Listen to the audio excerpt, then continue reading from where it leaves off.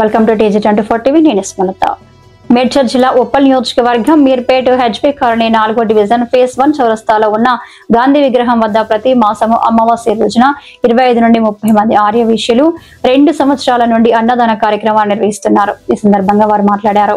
ఈ సందర్భంగా ప్రజలు ఇందులో పాల్గొని అమావాస్య సందర్భంగా నిర్వహిస్తున్న ఈ అన్నదానంలో ప్రజలందరూ పాల్గొని అన్నదానాన్ని స్వీకరించినందుకు ఎంతో సంతోషంగా ఉన్నదని చెప్పారు.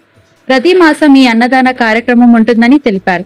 ఆర్య వైశ్యులు అందరూ పాల్గొని విజయవంతం చేసినందుకు వారికి ధన్యవాదాలు తెలియజేశారు.